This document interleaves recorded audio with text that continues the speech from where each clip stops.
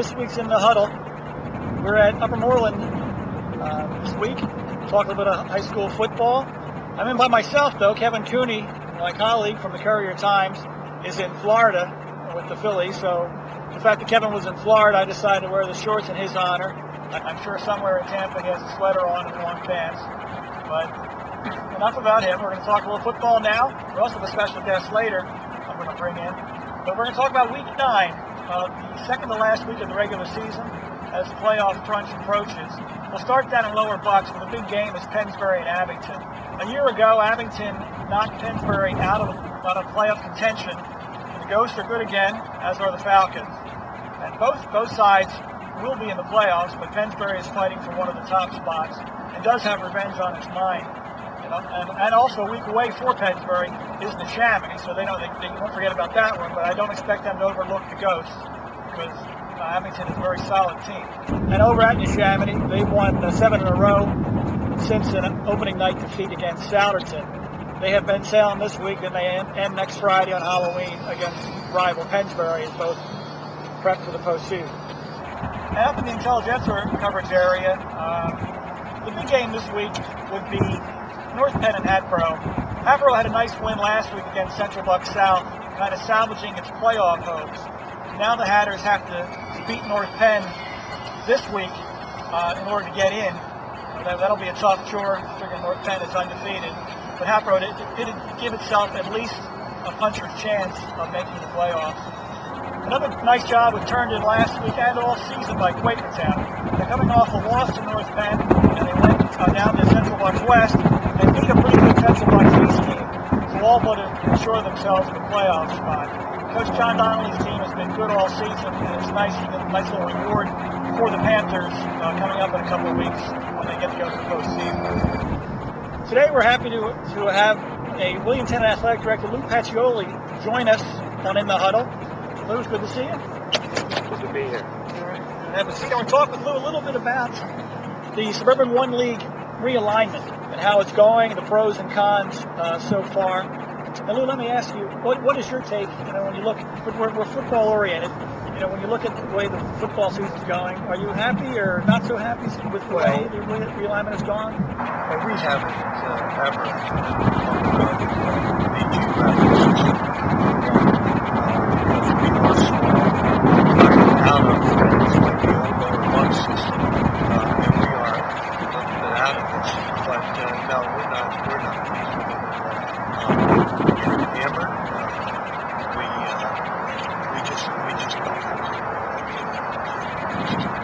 We thought the continental system that we were in was just the best system, the best league around. Now the realignment it's a 2-year plan every time. We're in the first year of the realignment. We'll have the same setup next year.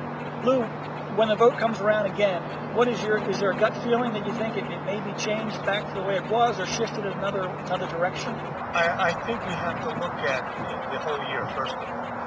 Football is a separate animal, I think, but we have to look at all the sports and see what's happening, and see if teams can compete geographically. See if it, part of the geographic thing was the fact that we would create some traditional opponents. Well, we had Pennsbury this week, and we had probably the smallest crowd we've had so far this year. Pennsbury brought their parents, but they didn't bring any kids, any fans at all. Well, and I give Quakertown a lot of credit.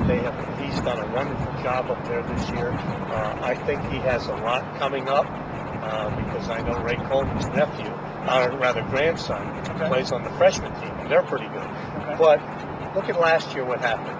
Souderton had such a good team and went over to North Penn and got beat 28-0. I agree with you 1,000%. This current method, it's not working. It has taken the regular season and kind of made it, let's face it, anticlimactic. They're here and there. There's some good games, but for the most part, you know who's going to win every Friday. That's not the idea.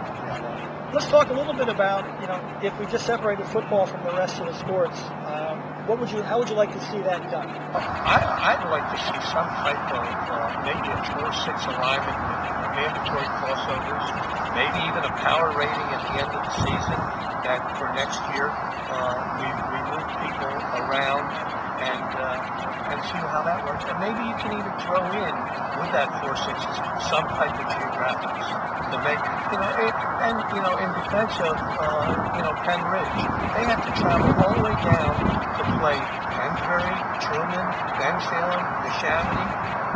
That's pretty tough. Now, that would be some outside-the-box thinking to do something like that. Is it almost a fear that it'll either be enrollment-based completely or it'll be geographic? Are there enough forward thinking to do something as radical as what you're hoping for? I would hope. And even if it's just football, at least we try that. But I would hope that happens, and I hope we can appease everybody.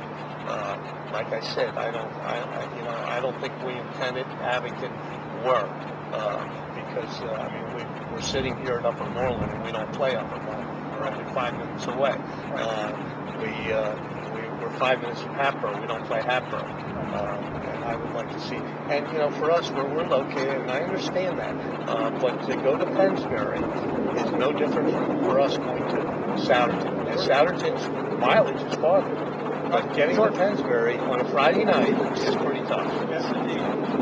Lou, I do appreciate it. I thank you very much for your insight. Thank you. And Lou, as you can tell, much better guest this week than Kevin Cooney. And I'm damning Lou with faint praise there, but we thank him very much for joining us. And for the in the huddle next week, we should have Kevin back. I'm not sure if that's good or bad, but we will have him. So we'll see you then. And again, enjoy your football.